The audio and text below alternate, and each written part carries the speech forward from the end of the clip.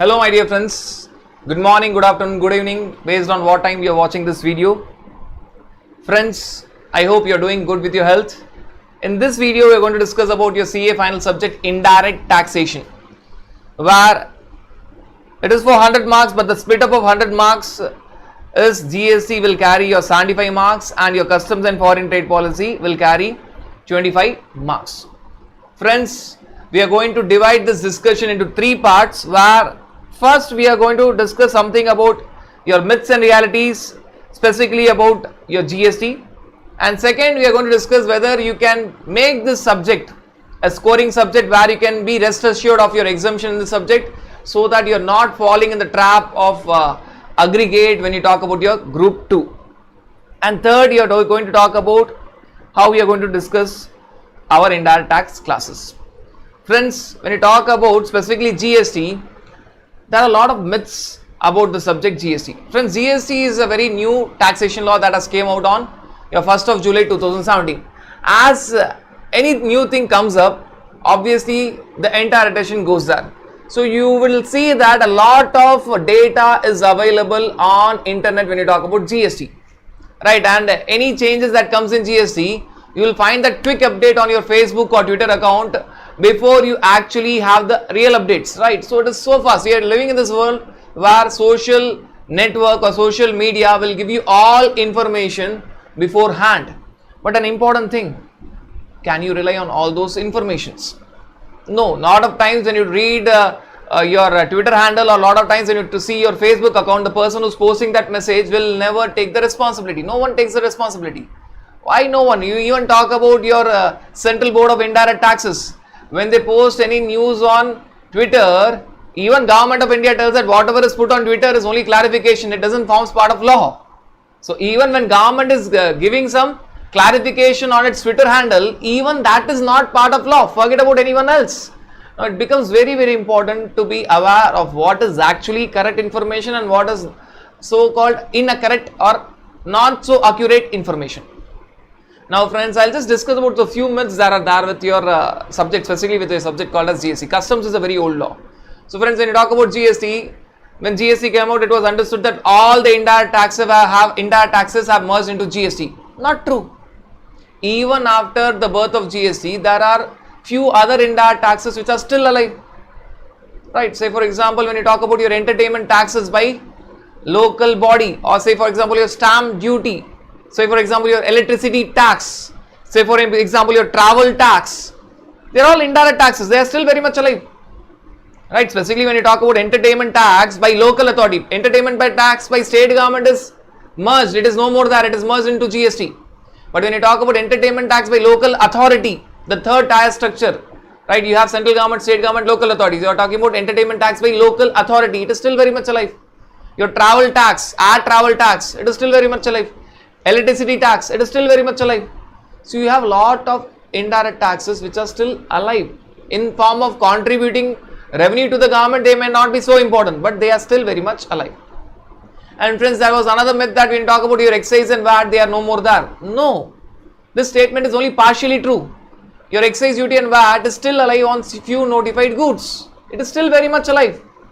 And friends, a very important thing when you talk about your GST, a lot of information that you get on your social network handle is all about GST Council. There's a body called as GST Council and GST, which decides what all amendments should come inside GST. Friends, you have to understand that whenever GST Council meets, the entire media, I'm not only talking about your social media, I'm talking even about the print media and the real media, they focus on this GST Council meeting. And whenever it's released, whatever decision is taken by GST Council, on the same day you get a press release that these are all the decisions made by the GST Council. Friends, understand that the decisions taken by the GST Council and released by way of press release are not becoming law immediately. They will become law only after, if at all you are talking about section, only after the section is amended by the parliament or legislature of state. If you are talking about certain rules being amended, notifications being amended, they will become law only after the central government notifies them. There is a notification for them. Before that, the decision taken by the GST Council does not become really law. Right, obviously nothing in GST can work out without GST Council. GST Council will decide first what should happen, only then the government can make it into law. So that is true, but immediately on the date when the GST Council is deciding on a few matters, the points, the decisions taken by the GST Council are not effective from the date of the press release. They will become effective after the parliament or the state legislature when you talk about sections, or after the central government or state government when you talk about your rules and notifications, they make it effective. Before that they are not effective. So you have to understand all these things, and for which you have to understand how the law actually works. So lot of myths you have to overcome and see what is the real structure of the law.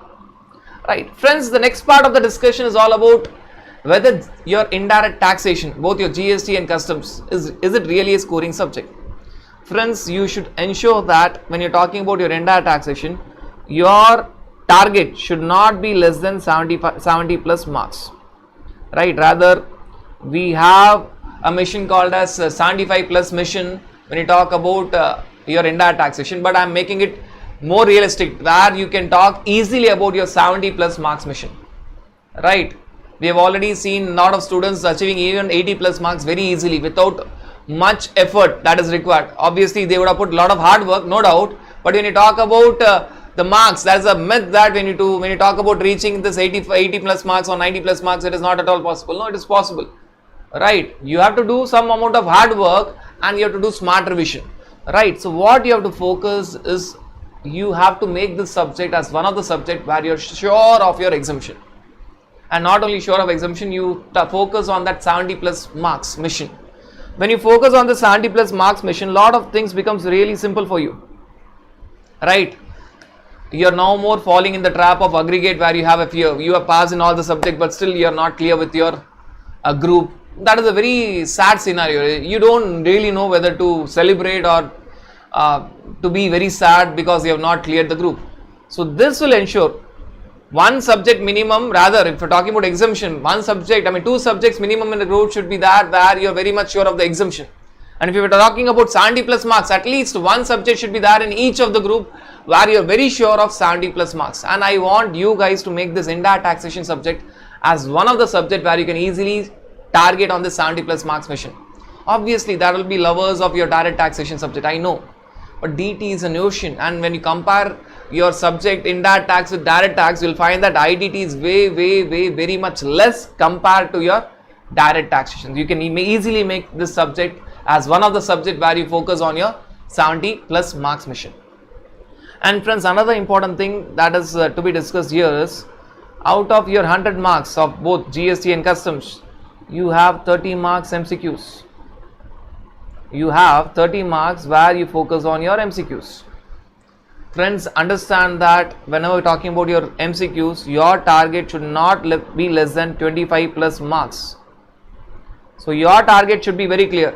Out of your 100 marks, your target should be 70 plus marks. And within that 70 marks, easily you should focus on 25 plus marks in your MCQs. Now friends, now comes the question, whether MCQs are a bonus or a burden.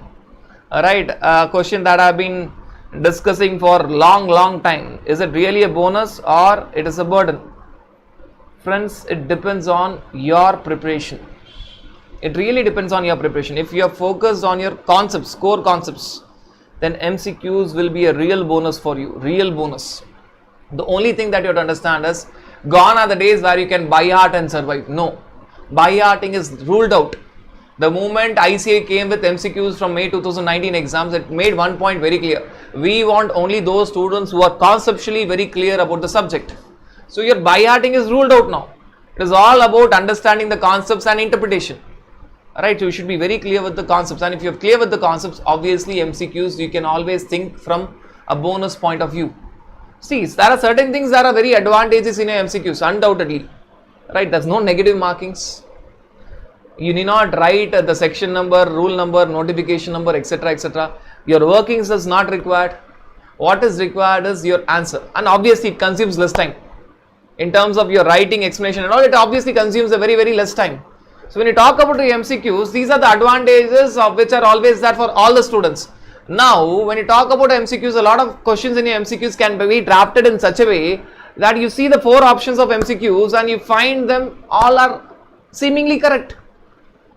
Right now, ICAS has come up with MCQs where they'll be giving a one question with 5 marks. 5 marks MCQs is also possible now. So when you talk about 5 marks MCQs which will be touching many areas. It will not be touching one chapter, it will be touching 3 or 4 chapters, or at times even 5 chapters. So friends, you have to be conceptually very strong. You should interconnect all those chapters. Only then you will be in a position to attend that 5 marks MCQs where they will be touching 3 to 4 chapters. Don't be surprised even if they touch 5 to 6 chapters. You should be conceptually strong and you should be having that interpretation where you know how to interlink the provision. So interlinkage of provision at final level is very much required. You should have that understanding of interlinking the provisions, right? And if you look at that MCQ, if you are gone wrong with the reading of the question, then all those 5 questions of that master question where it is of 5 marks MCQs, you will be finding it as a burden. So what is the need of the day is you should be sure of your concepts, and MCQs ensures that you are conceptually strong, point number 1. Second point, you have seen each and every corner of the subject. Obviously when you are doing your revision, smart revision, exam day revision, you cannot touch all the aspects, but once you have gone through the classes, at the time of discussion in the classes, you should have touched all the aspects of the subject, so that when you are seeing that MCQ, you find that it is a real bonus. I want you guys to look at MCQ as a bonus, and your mission should not be less than 25 plus marks in your MCQs. Out of 30 marks, you should target at that 25 plus marks, so that it is only a matter of 15 marks for you to test that pass, and you should never focus on pass in an indirect taxation. You should focus on 70 plus mark mission. What happens is, the moment you write your MCQs and you write 25 marks, if you are very sure of that 25 marks, or say 27 marks are pakka right, that confidence will add up when you are working out your practical questions. You will feel yourself, that confidence will add up, that will fetch you more than minimum more 5 marks when you are attending the other practical questions. Why? You can plan your time properly. Now that confidence will be reflected where your mind will work so fast that you will be interconnecting many concepts that you have learned long back during the classroom discussion. So you will find all these things coming automatically. Alright. Now the third part that we are going to discuss in our video is about the classes. Friends, when you talk about our classes, the classes will be fully focused on your concepts. We are going to focus on all your concepts. We are going to focus on your concepts in such a way that you also discuss about interpretation. Final is all about interpretation. So we'll be discussing about various interpretation and why one interpretation is more logical, why other interpretation is not so logical. Right, and we are going to follow an approach called as 360 degrees approach. So we are going to follow an approach called as 360 degrees approach, where whenever we are discussing a concept, we will discuss that concept with 360 degrees approach. We will see each part of that concept. We cannot leave a concept at one hand. When you see a question, at that point of time, the question may address only one area of the concept, but our focus will be touching all the possible scenarios of that concept, and that is the reason we are going to call it as 360 degrees approach. So our focus will be that 360 degrees approach, which means that any type of question that you get in exam hall should not be a news to you, should not be a new question to you. Right, all your research and development, friends, you have to do when you are preparing for your exams. Your R&D should never happen in exam hall, and we are going to ensure that all your R&D we are going to take care when you are going to do the discussion about the subject. Exam hall is never the right place for you guys to do your R&D, right? Many of us do R&D, right? Sitting in the exam hall, we think that, okay, is this the answer? No, this should be the answer. Oh, I have read this provision there. No. That interlinking of provisions. In this 360 degrees approach, obviously you are going to interlink the provisions as well. So you are going to even interconnect the provisions. Multiple chapters you are going to discuss within one question. So when you do that, you should be very clear. And that is the reason we have named this approach as 360 degrees approach, where you will see all the sides of a concept. You will connect multiple concepts. You will interlink the chapters so that you have a clarity. You should not be doing your research and development sitting inside the exam hall.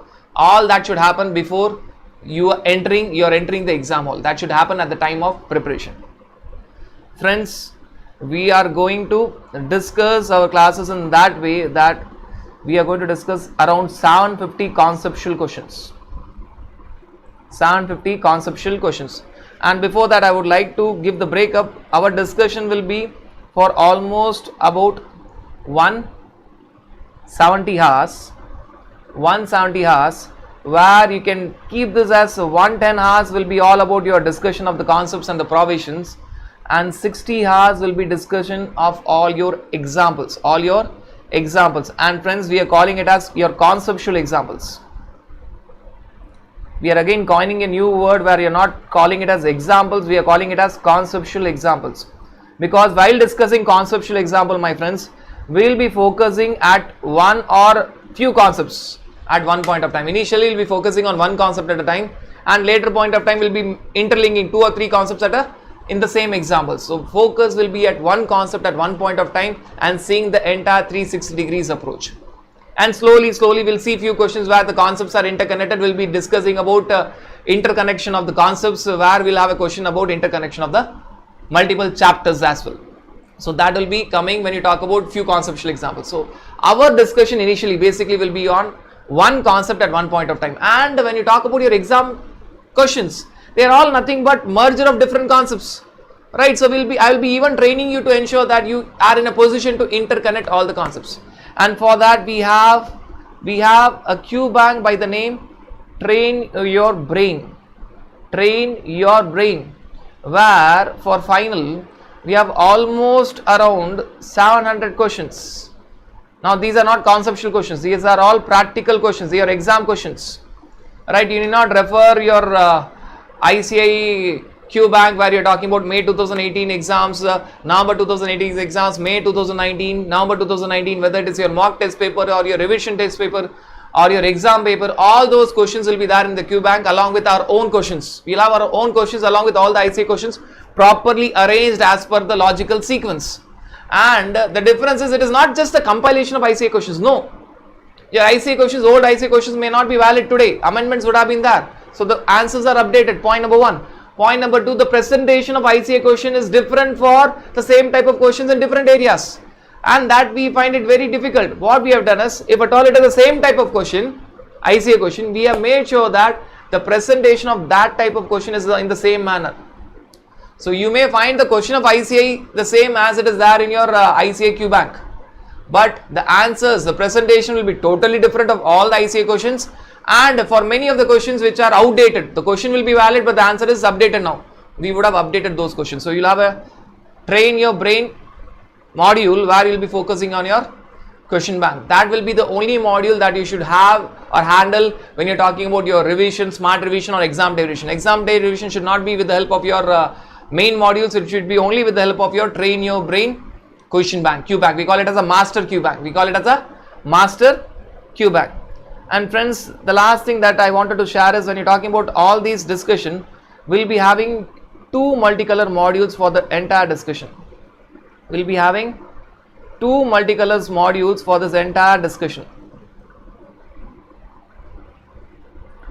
The first multicolor module will be only about GST. The second multicolor module will contain part of it GST and part of it customs. And friends, this multicolor module is just not like that. Multicoloring is given. Each and every color will have a significance. That's a proper color coding that is there. Now just to show a glimpse of this multicolor module, we'll take a demo chapter so that you understand how the discussion will be there.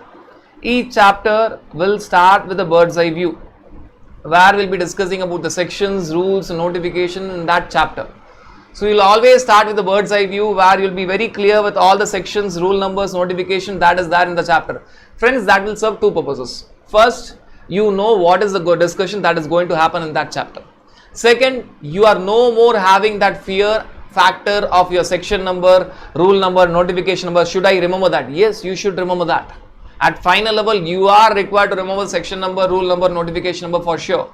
So that will serve dual purposes. The main purpose is making sure that you know what is the discussion that is going to happen. There will be a proper agenda before we start a chapter. And the second important thing is your fear of section number, rule number, remembering that will go away. And friends, each of the discussion will have a proper meaning. Say for example, if you see this particular thing, wherever you talk about main heading, you will be finding that main heading in blue shade, dark blue shade with white font. So all your main headings will always be given in your dark blue shade, and all the definitions throughout your two multicolor modules will be finding your definition means that will be given in the green shade. And when you talk about say your subheadings, all your subheadings will always be given. Main heading will always be there in blue shade, subheading will always be there in red shade. So subheading means there will be, if at all there is any subheadings, you will always find that in red shade, and all your content and the main content and the sub content you will be finding in pink shade and orange shade. So when you talk about your content and the sub content, you will always find them that in proper shades, either pink shade or orange shade. And friends, more importantly, when you are talking about your circulars, we will be discussing n number of circulars, right? Lot of circulars in GST and few circulars in customs as well. All those circulars, the moment you see a circular, you will find them in purple shade. And circulars, though they are not part of law, but we have a lot of circulars there. And when you are revising, I am sure that you are not going to touch the circulars. Why? Once you are very clear with the concepts and we have discussed the circulars during the classroom discussion, you will find that the circulars will never tell anything new. They are not part of law. They are not binding on the CC. It will only clarify the position of the law. And at times if the circulars are bad in law, we will discuss why that circular is bad in law.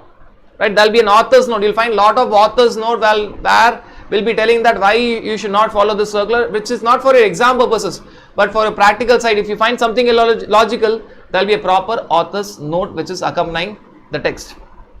And friends, we were discussing around 750 plus conceptual examples, and all your conceptual examples will be in a plain shade, white shade. So when you talk about conceptual examples, every time when you see your conceptual examples, you will find them only in plain white shade. So the moment you see plain white shade, when you are revising directly, you can come at conceptual examples. You will all find them in a plain white shade. So here you will find lot of conceptual examples given in plain white shade. And circulars, the moment you talk about circulars, they will be always given in the purple shade. So you will know what are we discussing about. So whenever you see a particular color, you will know, okay, this color stands for what coding, and accordingly your brain will tell that, okay, if at all directly you want to see the examples, that you can skip that and you can focus on the conceptual examples. We have drafted conceptual examples in such a way that at least 80% of the discussion of the concepts is there in the examples. You cannot find all the concepts in form of examples, but at least 70 to 80% of the discussion, you will find a lot of examples. See, you will find a lot of examples here where all your concepts are converted to examples, and examples will be in tick mark, cross mark format. Most of the cases, the example will be in form of yes or no, tick mark or cross mark format. And you have even the number examples where you will be dealing with numbers and the dates as well. So when you talk about all these things, you know what you are going to read.